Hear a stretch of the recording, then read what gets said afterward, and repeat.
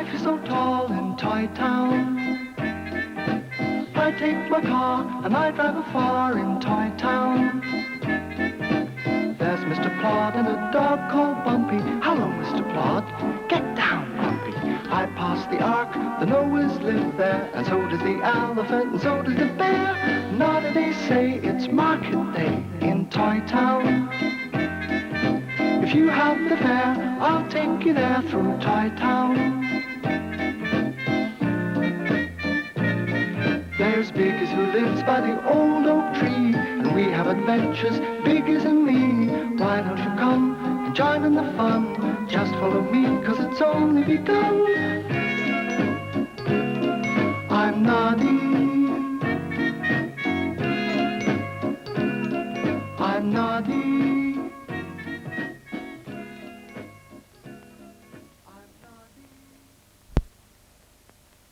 When Noddy woke up, he knew it was a special day, his special shopping day. He was counting the pennies he had saved when the milkman called. 1 pint or 2? 3, please. You're very rich. Yes, I am, aren't I? Time for an ice cream, Noddy thought. Lovely, isn't it? Katie and Tessie were licking their ice creams. Thank you for inviting us, they said.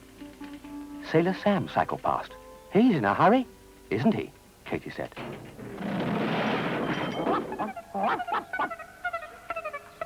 It was your fault, you silly dog, running across the road like that just when I wanted to go fast, Sailor Sam said. Oh, my head, my head. And without waiting to see if the dog was hurt, he got on his bicycle and pedalled away. You poor little dog, Noddy said. Are you hurt? Oh, it's your paw, is it? Let's have a look. I think I'd better bandage it. Here. And he took out his handkerchief and bandaged the dog's paw. The dog was very grateful. Don't do that. Is he all right? Katie asked. I've bandaged his paw for him. That's good, Katie said, and lolloped home. Don't jump over any lampposts, Tessie called after her. Let's go home, Noddy said. He'd forgotten about his shopping. Noddy dropped Tessie at home and then drove out to Big Ear's toadstool house.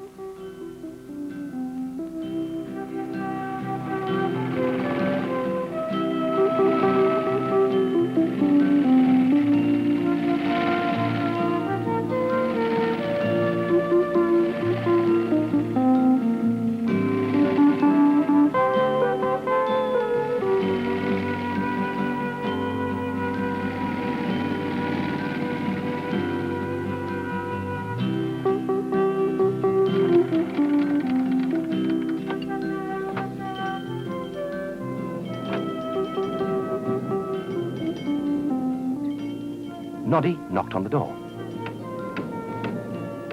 There was no reply. He knocked again and gingerly opened the front door. But there was no one there. Big Ears! Big Ears! Noddy called.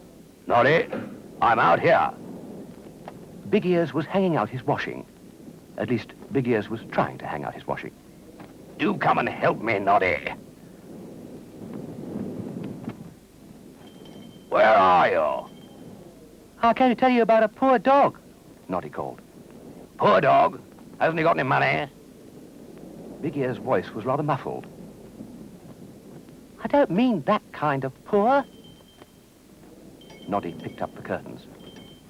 Big Ears, why do you hang out your washing on such a windy day? Because it's a good drying day, of course, Big Ears replied. I can't get these curtains to stay on the line. You are clumsy, Big Ears complained. I am trying. But Noddy couldn't manage at all. Have you never hung out curtains before? Noddy hadn't. What's that you're saying? Oh, Noddy.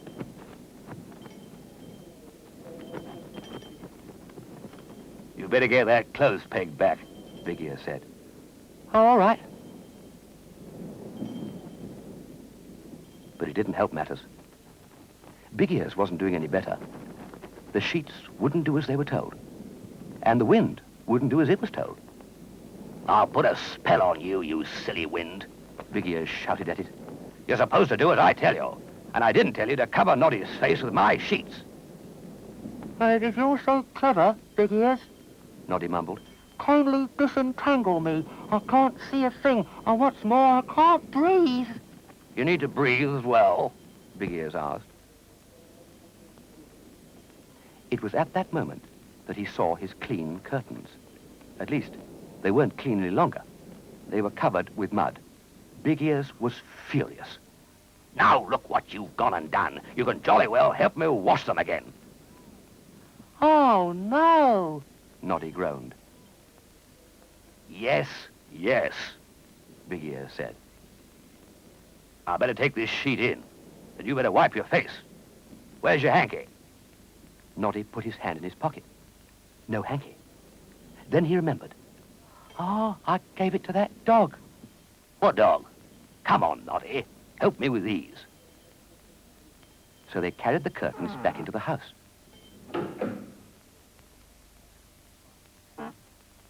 Noddy had had enough. Oh, thank goodness for that, he thought as he got back into his car.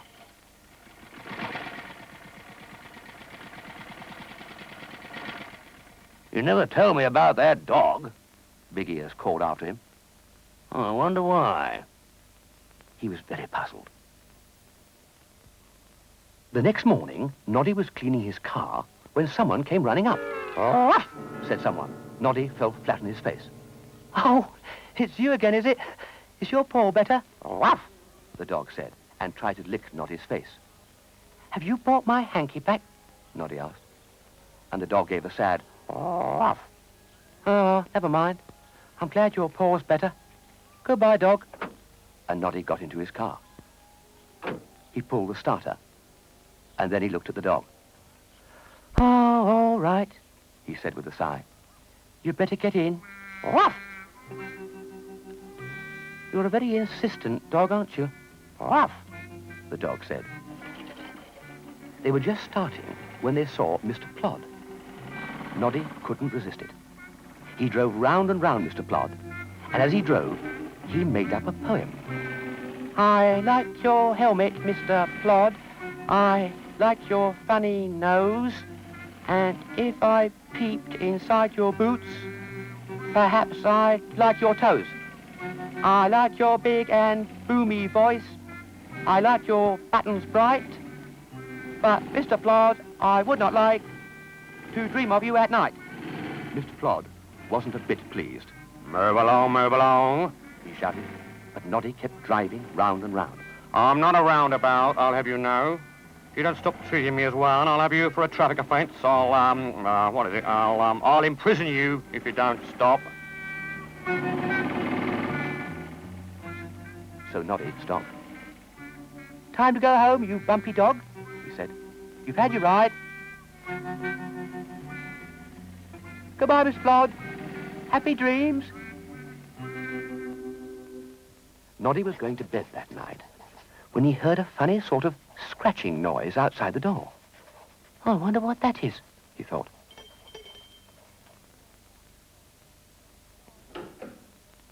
Oh, not you again, you bumpy dog, Noddy sighed. Oh, all right, but for this one night only. And don't knock me over! Don't lick me either, Noddy said. I don't need a bath just now. I need my supper. Sit down over there while I eat it. Ruff, said the dog, hopefully.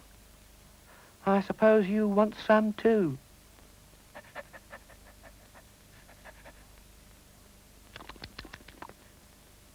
Now, Noddy said, when they'd finished, tomorrow I really am going to do my shopping.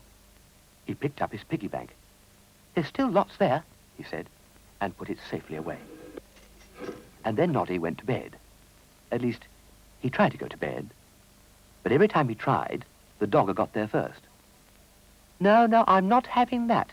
You'd better go back home. And he put the bumpy dog outside.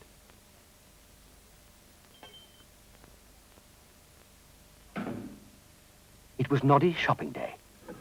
When he got up, he opened the drawer to take out his pennies. Noddy stared. His piggy bank had gone. Mr. Plod was summoned. Hello. A clear case of burglary, he said. I shall require a full statement. Please find the thief. Dear Mr. Plot. I worked so hard for all that money. Pity you didn't keep that dog. He would have guarded you. It's considered advisable on this beat. But Mr. Plod never said what was considered advisable. Mr. Plod was flat on his back. What are you doing on the floor? Noddy asked. Mr. Plod got up. Where's my helmet? He sobbed. Give it here at once. That helmet belongs to Toy Town Constabulary. At once. But Bumpy Dog took no notice and ran outside into Tessie Bear's garden.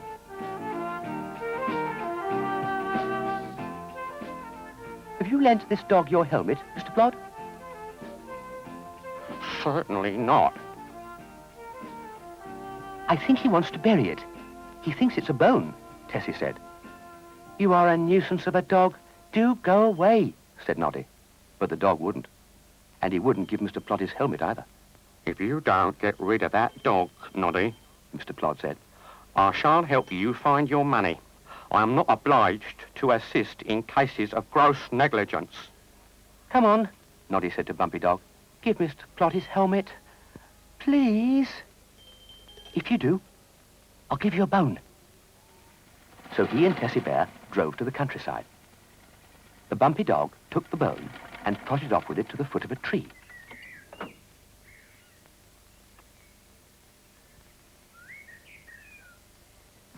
He began to dig and scrape, sending earth flying all over Noddy and Tessie Bear. I'm glad you're not my dog, Noddy said, as he and Tessie Bear cleaned the wet mud off themselves. How dare you? How dare you? A nasty-looking goblin in a red hat was advancing towards them. Stop that dog! Stop him at once! Why should we? Noddy demanded. He's not doing any harm.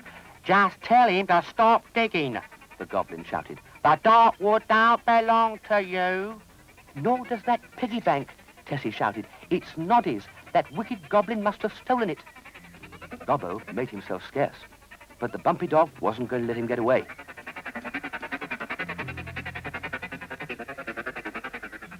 That dog has his uses, Noddy admitted. I think he's great, Tessie said. Bumpy caught Gobbo. There, didn't I tell you? He's the best dog in the world. Toy Town thought so too. A reception committee was waiting for him. The Bumpy Dog leapt up to greet Mr. Plod. Will you stop doing that? Mr. Plod roared. Don't shout at him, Noddy said. He's caught a thief. He's a lovely dog. He's not lovely, said Mr. Plod. He's a dog I tire of very quickly. Well, I don't. Sometimes, Noddy said. Big Ears, I'd like to introduce you to... He paused. To Bumpy. That's what we'll call him. Bumpy. Hello, Bumpy. I hope you're not going to live up to your name, he said unwisely. Oh, dear. I don't think you'd better live with me, Noddy said, if you're going to do that all the time. Nor me, Big Ear said. I'll have him. You? They looked at Tessie Bear in surprise. I'd love to have him live with me and look after me. Ruff, ruff, ruff. Bumpy was licking the faces of everyone in sight. So that's settled then, Noddy said. And it was.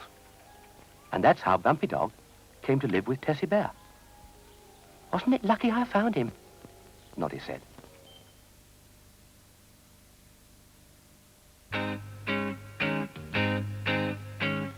It's been a lovely day, now we have to go away. But we'll see you very soon in Toy Town. We'll be back another day, come and join us so we may see you very soon again in Toy Town. It's been a lovely day, now we have to go away. But we'll see